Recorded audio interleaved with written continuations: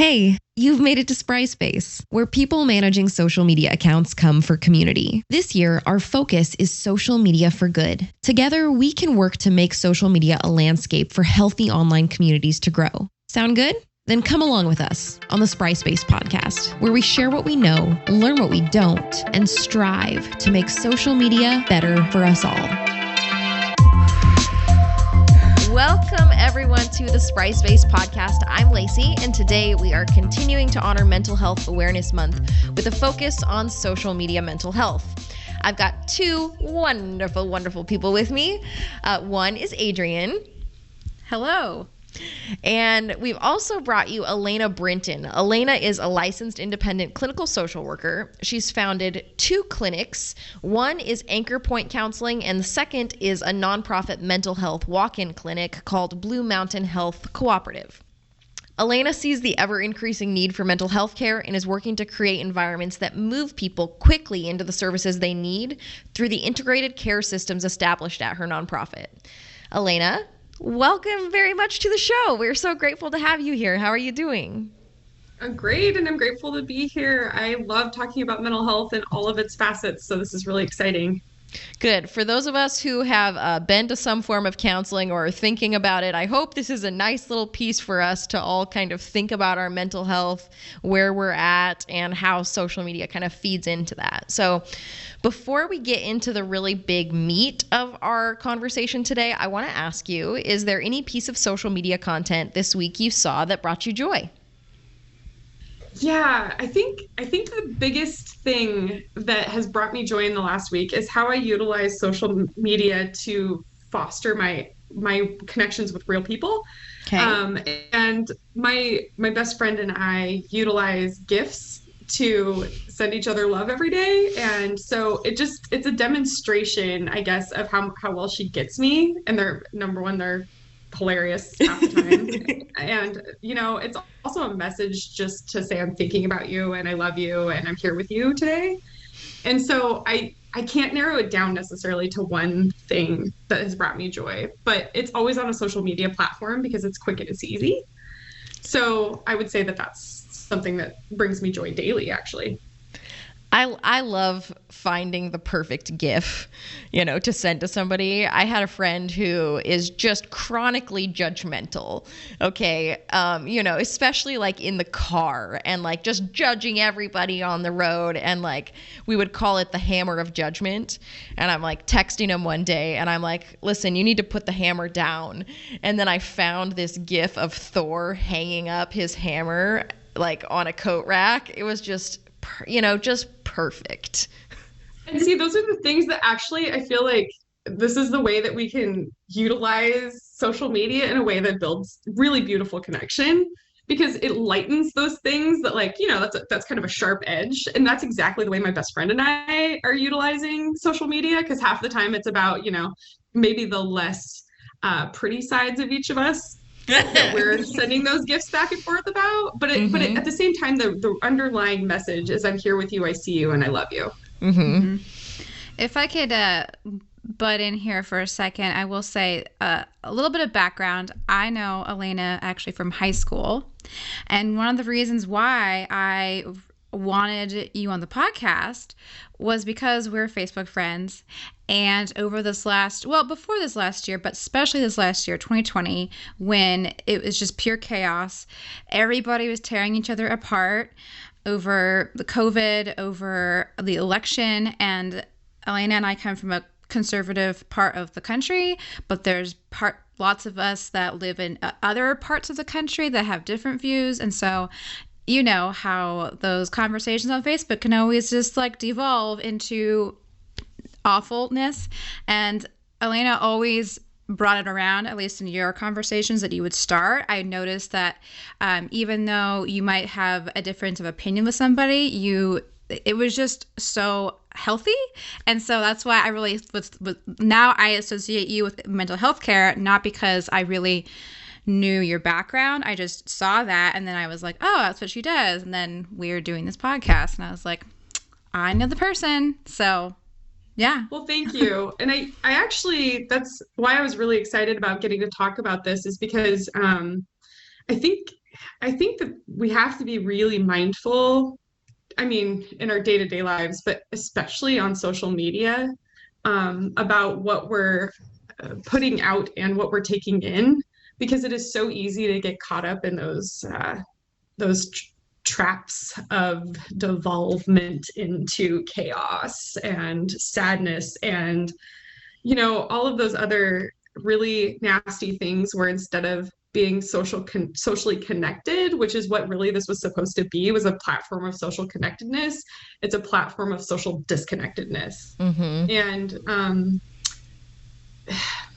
if we're not mindful of how we're using it, it can cause a lot of anxiety, depression. I mean, the research shows it, right? So, in isolation and all of these other feelings of loneliness, and that is not how I don't think it was originally intended to be with a lot of the social media platforms. Well, I'm glad you bring that up at this point too, because one of the things that I told you we were going to talk about from the beginning is kind of the positives and negatives of social media use. And I loved getting some notes that you sent back that talked about the positives. It actually felt really validating because a lot of the positives that we talk about kind of on our own, aside from mental health, were listed in your thing too. So I'm going to kind of briefly go through some of the positives because, good vibes are only good for a little bit. And then we'll get into the negative. And how we're combating that and whatnot. So some of the positives that you talked about and that we're totally in line with too is, number one, connection, right? Social media is there for us to feel connected. That's the whole, like you said, that's the whole point, for us to be able to communicate with people who, may be close to us physically, maybe far from us physically, but just keep us in communication.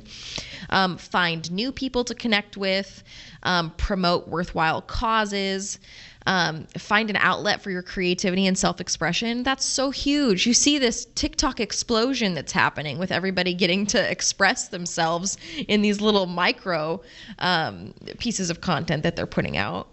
And of course, learning, right? Like, we're using social media to learn, to connect, to entertain ourselves, to express ourselves. So those are some of the big positives of social media. What I'm interested in from your perspective and from a mental health perspective is, let's talk about some of the negatives. Like, what's going on with people who are using social media so consistently and frequently as we are today?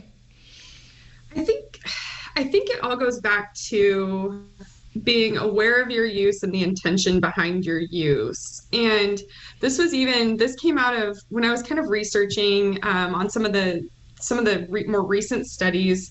When I went to school, we talked about social media use and everything like that, but I hadn't heard some of the more recent studies. So in preparing for this interview, I did look at some of the more recent studies, and there was a really interesting one that came out of Harvard, and they actually said that social media does increase mental health and well-being when it's used with appropriate intention. And so I think that what you just said, if you're utilizing it intentionally for those purposes and being aware of the fact that you are using it to communicate and stay up to date with friends and family, and you're not getting sucked into those cycles of bickering and fighting and things like that, and you're staying aware of how you're utilizing it and the effect it's having on your emotions and your physical body too, because I know that a lot of people, I don't know about you, but I've caught myself scrolling late into the night, and then I look at the clock and it's 2 a.m. Things like that. As long as we're staying aware of our usage, social media can actually be profoundly beneficial for our mental health. Yeah, absolutely. And what they actually pulled up in this study, what they were finding over the course, they did a really awesome study that took a nationally representative sample, and they found that as long as people are mindful, that it was bolstering mental health, because in this time we are so disconnected, even when we are able to be in person, that this is increasing outlets of connectivity. So they said, though, that with the people who are being defined as unhealthy users, that they were needing to have effortful control over their usage. So it was these people that were developing habit loops that they were losing control over. Interesting. So the people that are starting to find themselves scrolling without awareness that I'm using it, and usually what's driving that is a fear of missing out, like, I'm worried that I might be missing somebody tagging me in something. I'm worried that I might be missing a somebody, Like a post from my favorite influencer.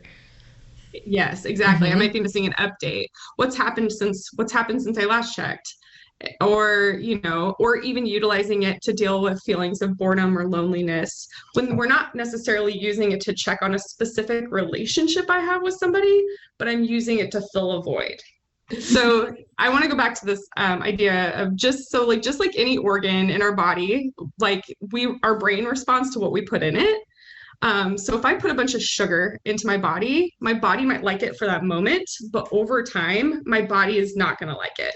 And that's the hard thing with social media is in some ways we're getting that positive reinforcement up front, like, hey, I'm liking this thing. I'm getting this hit of dopamine, for example, this feel good of whatever is happening. I'm liking it. I'm getting likes on social media, or I'm filling this boredom need for just this moment. But over the course of time, it's actually not solving the bigger issue. And that's the problem, is that we might be filling a short-term need, but we're actually not solving the longer-term need.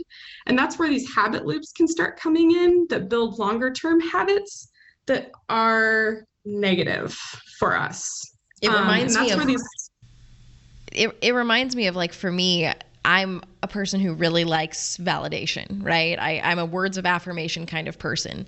And so, I might be seeking validation. Like, I'm going to put up an Instagram reel today and, I get that little short-term validation of like, oh, it got this many views and somebody commented on it today. And, what I'm really seeking is like this deep inner self-acceptance that I'm just putting off one reel at a time. Like, and I might never get to it.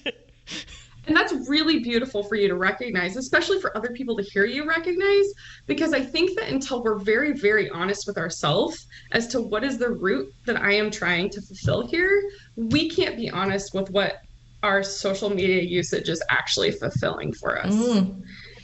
And so I think that that's where we have to start noticing, what are we trying to do with this? Why am I on Instagram right now? Or why am I on TikTok right now? Or why am I doing this? And then even maybe looking a layer deeper than that initial answer. You know what it makes me think about, Adrian? A couple podcasts ago, we came up with this idea of an app called Mood Ring. Yes.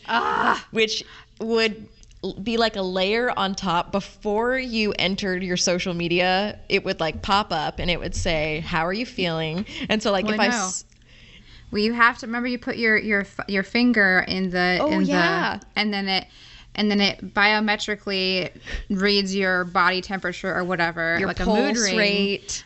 And then it gives you a color, and it unlocks your social media. Like, okay, now you are ready to receive this information, or maybe it's like, ooh, your ex is available now as like on, or maybe they got married or something. Let's not open Facebook today. You're locked out of it. Yeah, so it's like a mood ring. And maybe with this, Alayna, with what you're talking about, maybe there's another layer of questions that's like, why are you using social media right now? And you have to answer, before your social media app opens. I'm doing it to connect with my friends. I'm doing it because I'm bored. I'm doing it because I'm sad. It'd be interesting. The hard thing for most of us, and the hard thing for most of us, and especially in our culture, we live our life at such a pace that we don't take the time to ask ourselves those questions. And for the most part, most of us don't want to feel those uncomfortable feelings. We just want to go to our feed. Yes. Think about like already found our... Go ahead, sorry. Oh, sorry. No, I was going to say, think about when you're waiting in line for the bus or waiting in line for an appointment, but back before, I think we all are kind of the age where like we remember the time before cell phones and you would just like stand around and wait and like, I don't know, zone out, or I don't really remember what we did, but like if you're waiting, everyone is on their phone. Everyone is on their phone. And if you put it away and you look around, I mean, you could like have a conversation with a stranger or like, Watch the birds. Or be inspired with an amazing idea. Like, you know how people say like they get their best ideas in the shower? Well, probably because you can't take your phone into the shower with you. And honestly, that is something that we are as a culture missing out on, is that unencumbered time of having input into our brain. And so this is something too, is like being very honest with yourself as to, is this social media time meeting the need? Or are you short-term bandaging something to make yourself feel better for this moment? That's me most of the time. I got to be honest with you, you know? Well, I mean, that's a lot of us. That's human nature. Like human nature says, I want this fixed right now. We are humans in these animal bodies, and we don't like to suffer. Like we really don't. And so when we feel an uncomfortable feeling, we go, ooh, no, thank you. Right? Mm-hmm. And so if we have this thing that does pretty much everything we need to take away most uncomfortable feelings, or to like take away boredom, like, and like to give us cute cat videos and to like whatever we need right there at our all the time. And then we create these habit loops on top of it that our brain's really good at doing. I mean, it's the perfect disaster, right? The perfect little storm. Yeah. But this is where mindfulness is so important. So like I did want to make sure I define what addiction is so that everybody can think about this. So addiction is defined as continued use despite adverse consequences. Ooh. So this is where you have to identify for yourself, what is an adverse consequence? For me, I recognize my daughter came over to me and she said, Mom, you're on your phone again the other night. And I went, oh, yuck. Oh, yuck. What are my values? What are my values in my life? My values are spending actual mindful time with my children. My values are,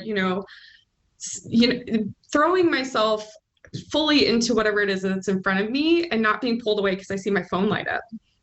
Like oftentimes I will have to turn my phone off or turn it upside down so that I don't have even if I don't go answer what I see happen, it takes my mind off for just a second when I see my phone light up. Mm-hmm. I don't even want it impacting my life that much. And so it's just being super aware of how these adverse consequences affect your behavior, how they affect your life, how they affect your social world. They can affect your work, but you have to be willing to be really honest with yourself as to like, how is this hurting things? I think that's really important. I remember, sorry, Lacey, I was going to say, I remember back when we were first starting to learn about COVID back in March, I definitely remember that anxiety of like not knowing. And I mean, I feel like we've all probably got just used to that feeling of not knowing, really. I mean, but that's really pretty much life, right? Like we don't really know what's going on all the time, but COVID really put into relief, like we don't really know what's going on. But like when it was first coming out and everyone was like, do this, don't do this, clean everything, don't like all of this like information. And then I remember just like scrolling, not because, it wasn't like I could just like read one update from like the CDC. I had to go see what like Sweden was doing or this other person or like all of this. But then you realize that you read every single piece of content about this thing. And then you're like, wait, now I'm just scrolling through the same information over again because I just want that control. I want to feel, like you said, Alayna, like, okay, I want it fixed. I want this fixed right now. And like, if you read everything that somehow it'll be fixed, but it won't, but here we are. But that's where you can come to this level of noticing your behavior and then identifying what you're trying to do and then saying, am I actually doing it? And you're able in that moment, I think, to be like, ooh, am I going to fix COVID? No, my best bet right now is probably to go to bed. Mm-hmm. Or, to go take a couple deep breaths and do some yoga. Or, call a friend. Or do something like that that's actually going to improve my mental health instead of like continuing the cycle through nobody knows what we're doing anyway. Because this is going to go forever. But our brain will trick us into thinking that this thing is solving the problem. Mm-hmm. Yeah. There are a couple specific negativities around social media use that I want to ask you about too. So One is about inadequacy about your life or appearance. So this is really important, right? We talk a lot about the idea that people share their social media highlight reel, basically. It's like it's like the top parts of their life, and we're all comparing ourselves against each other's highlight reels. And I think from what we've found too, this is especially important the younger and younger people are that are using social media, right? We're looking for this almost tribe mentality validation of our existence. From a biological standpoint, we're looking for that acceptance. And if we're doing it so young and we're not getting it the way we think, it can be really dangerous. So tell us a little bit about this from a psychological perspective. Where does this inadequacy about our life or appearance come from? How does it affect us through social media? Well, one of the common cognitive distortions, the things that our mind does, again, to trick us, is to compare. And one of the most horrible things, I guess, it's already easy enough to compare when we're in person, but it's even sneakier on social media because you're getting this specially handpicked piece. Whereas in person, like, think about in school, like when you're in school with somebody, you're seeing the good and a little bit of the bad. People could kind of still put on a show, but you're seeing enough of them that the comparison might be a little bit less triggering. On social media, people are literally handpicking every single thing they put on there. Mm-hmm. And for the most part, people are not going to handpick the things that make them look bad. And so, so if you already have this inner self-critic that is speaking to you unkindly, to see everybody else doing well and you're the one that's not, that's a recipe for depression. And for the most part, especially when we're talking about the younger generation, they don't necessarily have the skills to know that is distorted thinking. They feel like that is real. Like, I am the only one who has something wrong with me. Yeah. So it becomes their reality, at which point they feel very broken and, incredibly inadequate. I mean, I'm not saying that's only with the younger generation. I'm just saying that they're at a much higher risk of seeing that because they don't have the life experience to realize that those highlight reels are handpicked.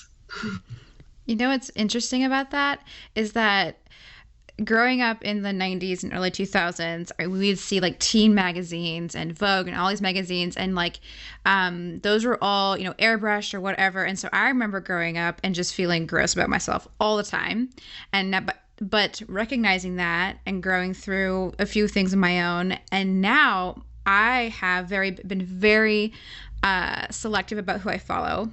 Even if somebody is like genuinely like a nice person, or an influencer who is like really cool, but they like make me feel icky, or like make me feel icky about myself, I just don't follow them.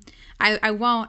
And so now I've been able to like create this feed, and nowadays we do have like different movements of body positivity and different representation, and I follow all sorts of people, and I do feel way better now than I used to, but it's because I had to recognize that in myself. But like, somebody who hasn't gone through that, and you just open up social media and the algorithms will show you immediately the most popular content, and the most popular content is still going to be a very homogenous look.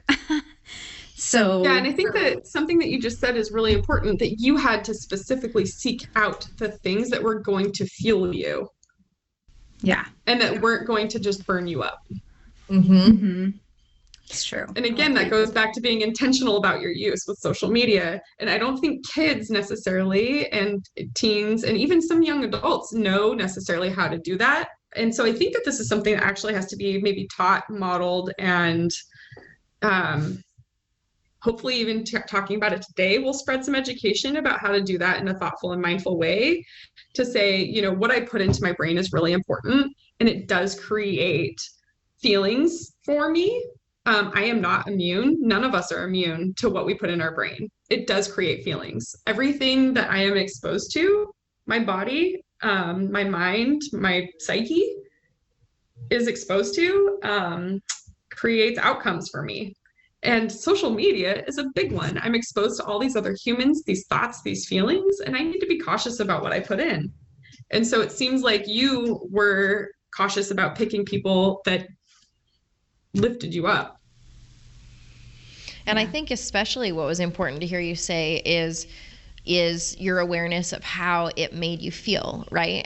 And deciding to take a choice or to make a choice that changed that, to take control of it, right?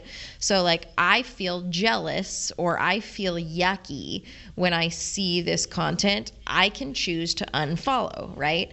That awareness, I think, is really important. One more thing I think you said, Alayna, that struck me is, about these inner self-critics that we have, like, because sometimes it's not even so much what's being said or not said about our content. It's what's being said in our own head about it. And we talk so much about trolls on social media and like how they come around trolling content, just spewing negativity. And all of a sudden I was like, oh my God, it's like trolls in our head.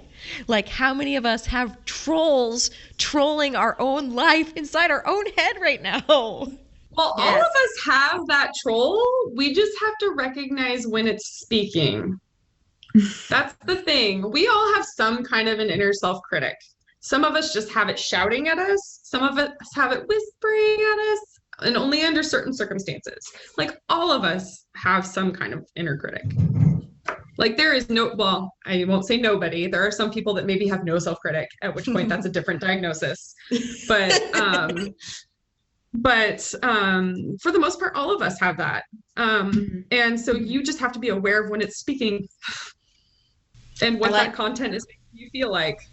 I like the idea of naming it a troll so that I can kind of personify it in a way that is not me, and be able to say, oh, there's the troll again. Let's hide that comment. Yeah. And I think honestly, that's part of what I've done too, is really curate my social media to be very much in alignment with my values. Almost all of the things that are popping up on my social media feed are very much like posts that are illuminating art and illuminating like literature and meditation and all these things that like align with my values and the way I live my life and are very uplifting and are things that fuel me.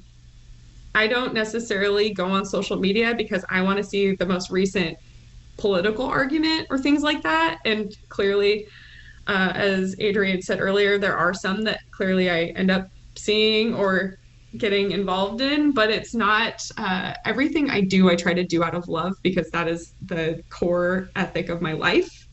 And so I think it's just important to make sure that your social media is serving you. All right, so what if we flip that on its head and look at the problem of self-absorption? Okay, so how does social media use? Some of us are comparing ourselves as being inadequate, but then there are others of us, or maybe it's the same people just at different times of day, who are kind of getting self-absorbed through the use of social media. Talk about that a little bit. I would ask the question, how are these posts serving you and your community? Because it kind of goes back to the same question. Like, what are you doing this for? Why are you doing these posts? Who are you doing these for? Is it serving the purpose you're aiming to serve? Yeah.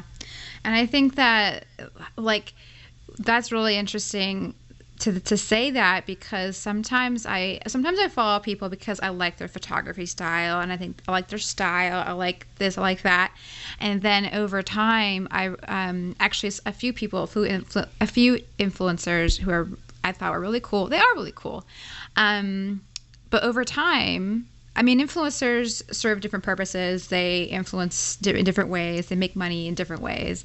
But a few of them will show clothes. They will get clothes from different brands, and they will like show them and then move on. And I started to think, I'm like, man, that's a lot of clothing waste. Their business model, the way that they lead their life, is not sustainable. they're encouraging people to buy new clothes every single week, you know? And so even though I think these people, I don't think they're like evil or like bad, and they're beautiful and they have, you know, their lives are fabulous and wonderful. And they, you know, but they are doing it out of it's a business, right? And I realized, oh wait, they're doing this as a business. It's not that they are just doing this out of the kindness of their heart. They're literally doing this as a business, and I don't agree with what they're doing. Like, I really think that this fast fashion, like, from my perspective, I'm like, man, I need to stop following them because they're going to start irritating me quite soon. But I mean, just, yeah, like, and realizing, like, what is, like, Alayna, like, exactly what you said, why are they doing it? Is it because they're, you know, what a reason that they have? And I realized, like, oh man, they're just trying to sell stuff. Do I really, really want to just like watch a advertisement? You know? And I think what purpose is this serving for me? Yeah. Like, am I enjoying this for the beauty of the images? Am I in some way being like, is my mind being changed? Am I somehow veering away from my values by following this content? And it sounds like that's what you were realizing, is that you were veering away from your values. At which point, and that's kind of what I realized when my daughter came and tapped me on the shoulder and was like, Mom, you're on your phone again. I'm using social media in a way that veers me away from my values. So I need to get back in alignment with my values. That would be the same thing I would ask somebody who's posting on social media in a way that's like, ooh, are we going towards self-absorption? If that's something that you are wanting in your life and you feel like that's serving you, you go, girl. You know, if you think that that is making you friends and you think that that is serving you in your life and it's working for you, go for it. I would ask you to really look deeper. And I'm not saying that's you, but I'm saying, like, what are you trying to fulfill for yourself there? And how are people responding? I would ask you to look at how are people responding to what you're doing, and is that in alignment with who you desire to truly be? I love that. I like that. I have a couple of kind of campaigns that I do on my own content. And so I'm kind of trying to like mentally ask myself these questions, like, why am I doing these things, right? So like one of which that I've been doing lately is I've been really meaning to I used to be a dancer, right? So I grew up and I danced all my life. And so as an adult sitting in a chair all the time, I just feel this yearning for movement, you know? And my chiropractor, who was also a gymnast, she knows my body very well. And she's like, Lacey, your body responds so well when you're stretching regularly. And so I kind of started doing this thing where I'll do a time lapse video of a morning stretch, right? So like I'll do, even if it's only a few yoga poses and some stretching and a little bit of deep breathing, and I'll just put it up as a reel, you know? And I'm like, okay, so why am I doing this? Okay, I'm doing it because one, I want to hold myself accountable. Like having a place to post it gives me this place to show, like, look, I did it this day and this day, but I took this big break on these days and my back hurt pretty bad those, you know? So there's kind of a sense of accountability, but I just myself, I guess. However, I also, you know, I think it fits my personal brand idea well to be like, oh, that's Lacey, she does yoga, you know, even though it's only like 10 minutes in the morning that I'm like, you know, time lapsed, but I think it like makes people think that maybe I'm more mindful than maybe I really am. So I'm kind of trying to have this public persona, and so I think that maybe there's a little troll in my head, like, are you really that mindful, Lacey? Are you The interesting thing is that you're doing it though. Yeah. So do you hear how you're talking? Yes. Oh, you got an inner critic, girl.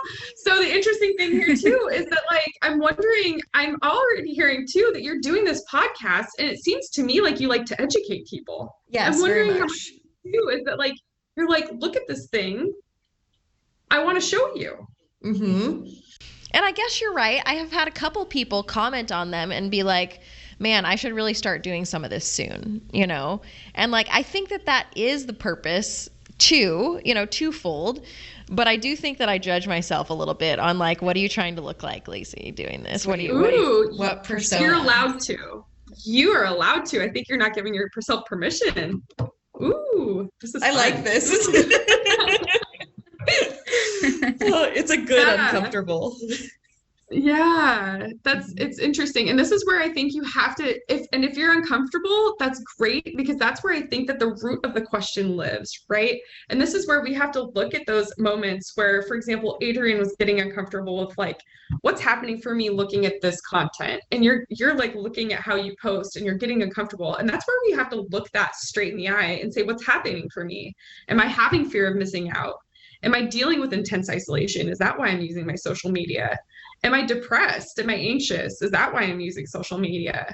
You know, the one thing we haven't talked about yet is cyberbullying. Like, what's happening with all the cyberbullying? I treat quite a few, well, I have treated in the past quite a few teenagers, and cyberbullying is rampant. I don't think it happens well, that's not true. It looks different in the adult population. Yes. It looks different in the adult population than it does in teens. But teens can just be vicious. And it causes anxiety and depression rates to increase, just skyrocket. And so, and these are some of the things that we just have to be so mindful of, the circles that we're putting ourselves in, the people that we're putting ourselves in contact with, and how we're using social media. Otherwise, if we're not conscious of that, of course we're going to feel worse. And of course our mental health is going to suffer. Yeah. I think that's so interesting because, as social media managers, we see everything. We see everything, every spectrum of, politics, every spectrum of, the good things too, but just, we just see it all. And I mean, I remember back when the mask mandate came out from the governor in Washington. And speaking of adult cyberbullying, our governor, Jay Inslee, you know what I mean? It's just like, whether or not you agree with him as a person, whatever, there was so much ugly and nasty and gross stuff happening, and they're adults, and they're using their words in like just embarrassing ways. And then it's like, guys, why do you wonder why kids cyberbully? Like, look at what you were doing. You're cyberbullying. You're cyberbullying. I really feel strongly, like, if we don't have a foundation in whatever we're doing and have that be a foundation of love, and love, I don't mean love as in like fluffy unicorns and rainbows, but I do mean like some general level of respect and kindness. And I can say something to you out of love and have you not like it. Yeah, like you calling me out on my inner troll. But it was out of love. Yeah. And it wouldn't be loving for me to like not say that. Because I hope, though, the entire reason for having this conversation is to say the hard things so that we can grow, right? That's the whole reason for facing these things. Mm-hmm. I have goosebumps. Oh, yeah. Yeah. So what do you think, Alayna? How can we? Because I'm also a adjunct professor at South Puget Sound Community College for social media, and I teach like intro to social media. And what's so interesting is meeting my students, and they are, in their late teens. They deal with some very they have just the interesting experiences on the internet, and I did not grow up like that. And so it's just, what would you equip a young person with? What can we tell them how to face cyberbullying or face the internet? Gosh, I just really think it comes down to being willing and ready to know yourself. Mm-hmm. If you don't know yourself and what you stand for and who you want to be and how you want to show up in this world, how are you supposed to know how you want to use social media? Yeah. Mm-hmm. I mean, social media, it's a tool and it's this great thing, but it's a thing. You're a human. Yeah. And you are this entity that is this beautiful, ever-changing, plethora of ideas and visions and values. But you got to get you figured out and get in touch with what you stand for before you get out there and get in that mix of everything else. And if you don't have the skills to do that, you have the, potential for going in there and getting harmed, really, Yeah. or causing harm, frankly. Oh yeah. Yeah, I know watching trolls. I know watching the conversations unfold probably as a mental health care professional. I'm sure you can read conversations and you can kind of just see the patterns like, oh, this person is the okay, and oh, there we go. All right. And you not that you probably can't diagnose people like from Facebook, but like, I mean, I read it and I'm just like, oh, I bet you I could probably pick out that person in the crowd based on Well, how and they're it's so behaving. painful because I know that all of this comes from our own hurt and our own stuff, and that with just Yeah. a little bit of looking at oneself, a lot of this could be avoided. And Yeah. that's why I think that the biggest thing I would be showing and teaching any student would be looking at our inner motivations, our inner habits, like why am I using it this way? Is this actually serving me? What are the outcomes of my usage? Like being a willing explorer in my own life, my own usage, and how that's all coming together and how it progresses, because how I use it this week versus how I use it 6 months from now might vary. So just being willing to like flow with that process and be a learner, a Mhm. humble learner, I love I that. think is really important. Also, maybe we could just get Mood Ring going, so that could help. I'm just saying. I dig that. I actually really love that idea. Now, I know that you have a couple of apps and programs that are like super beneficial to people's mental health too. Can you speak to that for just a few minutes? Yeah, I think, well, I can talk about some of the ones that I really like. For example, I love meditation. I feel like that's one of the biggest things that helps me be aware for myself. I teach a lot of my patients just, general mindfulness activities, and meditation is one of them. Breathing activities are some of them. So I think that 10% Happier, for example, is one of the apps I use. They also have a podcast that talks about a lot of mindfulness activities that you can be doing. Headspace is another one. There's a gratitude journal. I believe it's just called Gratitude Journal. I use that. It prompts me every single morning to write down something that I'm grateful for, which just gets me in the right headspace for my day.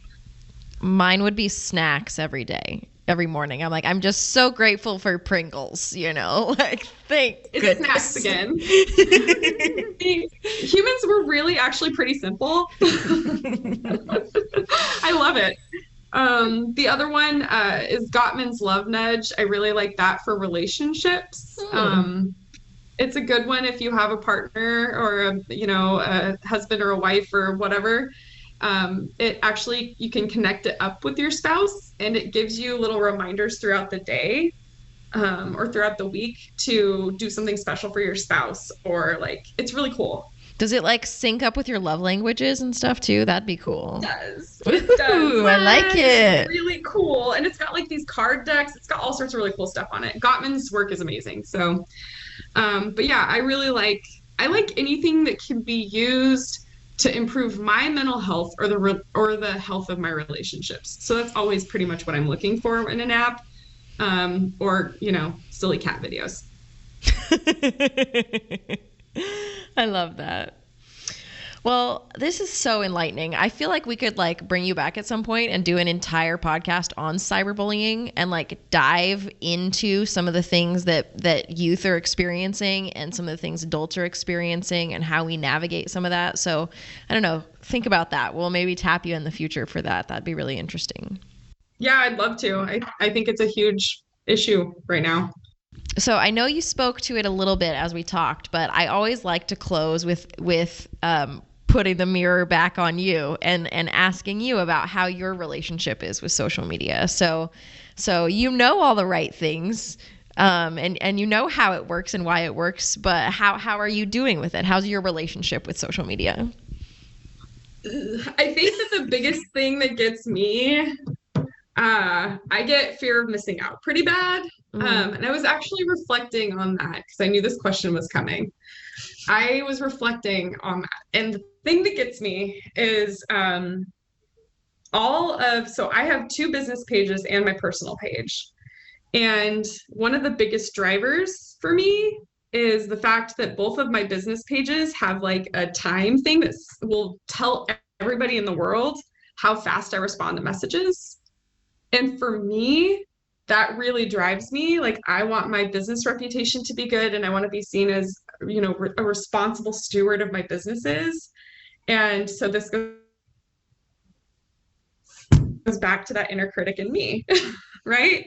So it's hard for me to be able to disconnect from social media because I have this fear that I'm going to miss a message, or I'm going to like not respond quick enough, or I'm going to miss something, and it's going to reflect poorly on me or one of my businesses. And I am the only one managing both of those business pages. So that little anxiety demon comes and grabs me, and then that fear of missing out comes in. And so, when I told you that I will have to sometimes turn my phone off or turn it upside down or put it in a different room, that is the only way sometimes on days where I am feeling extra anxious, I have to notice that for myself and actually intentionally remove my phone. Otherwise, I will see it light up and it's hard for me to disconnect. It takes being extremely mindful for me. That's a good awareness. I wonder, I'm like all of a sudden over here, like now I'm in the clinician seat, and I'm like, there are some tools. I'm like, because I'm like thinking about just quickly thinking about, you can actually set like an autoresponder to your Facebook messages, and that counts as your response time. I have that, and this goes into my perfectionism. That's not good enough. Oh, Alayna. I have that set for both my businesses, and that's not good enough because everybody deserves individualized care and individualized attention. Guess who else deserves that? You. I know. I'm my therapist. No, for real. This is like, honestly, this is where we have to be aware of our own patterns of thinking and those things that can trip us up. Because this is one of mine. This is a big pattern for me. And this is how social media exacerbates a pattern for me. That's great awareness. That is super great awareness. Well, just so you know, you are not alone in this. I mean, as social media managers, I have like 10 accounts I'm in charge of. Lacey has, 30. You have so many. Like, you look at her, it's a scary. We all have just so many. And honestly, like, when I got my vaccine last week, and all of a sudden it hit me, just all of the stuff I've read all year, everything. And I was thinking about it, and I was like, oh my gosh. But honestly, I turned off all my notifications. Every single notification on my phone is off.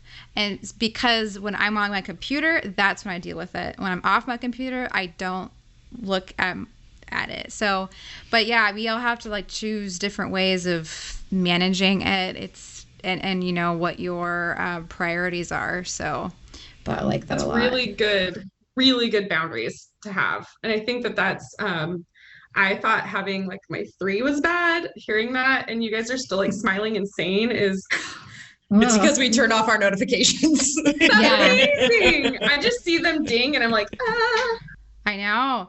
No, and the sound too, like sometimes like I all the sounds are off, but when I'm in like the grocery store and I hear someone else's sound, I'll like have this like physical like cuz I remember like is it Pavlov's dog? Like your brain and your like I was like ugh.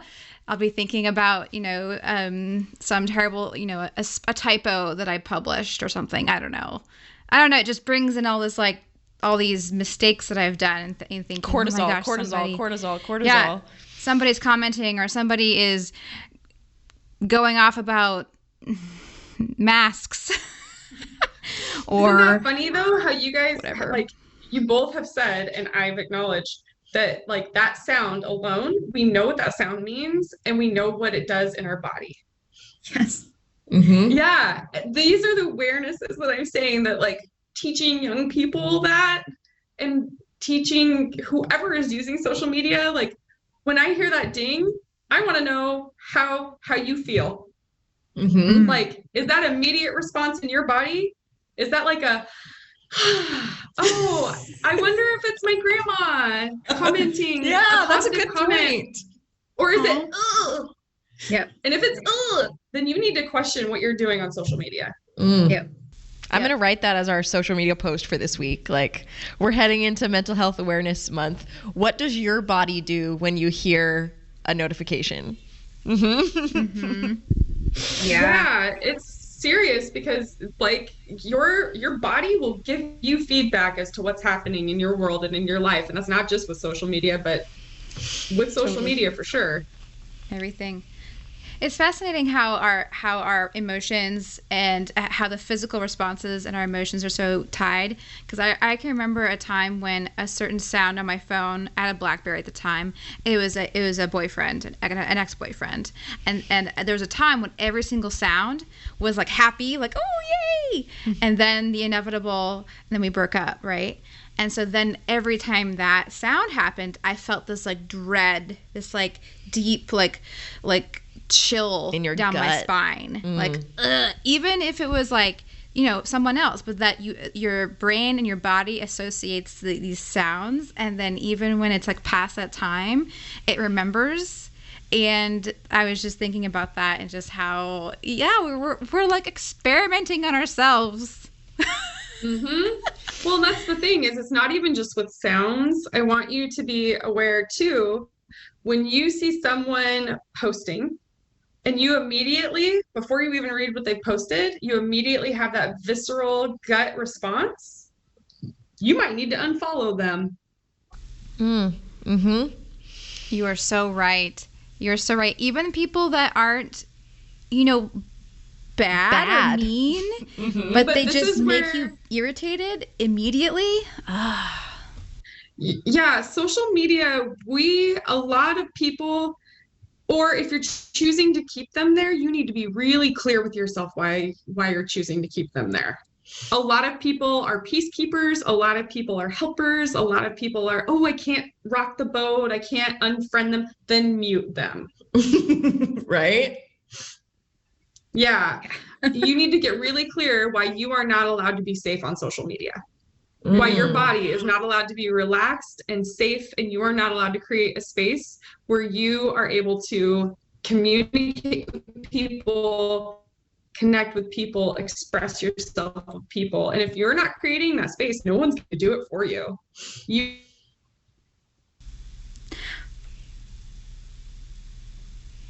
That's brilliant. I believe in your internet connection. I believe in your internet connection. I believe in your internet connection. Yes. There we go.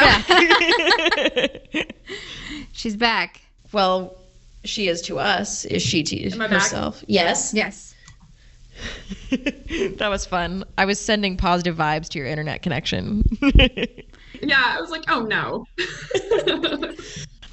But let's go ahead and call that good for today.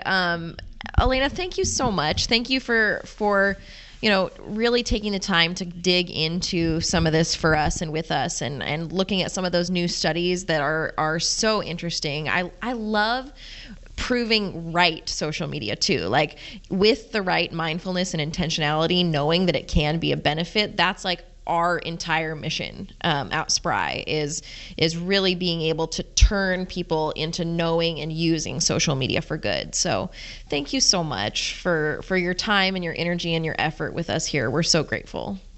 Yeah, and thank you for the work you're doing. I think that that's a beautiful mission, and I think that any way that we can spread safe use of social media is a beautiful mission. All right. Well, I hope that you both have a wonderful rest of your day, and I hope that everyone listening has a wonderful rest of the day. Listen to your gut when you're on social media. Be mindful, be mindful, be mindful, and always keep learning. Okay. We will talk to you soon. Bye.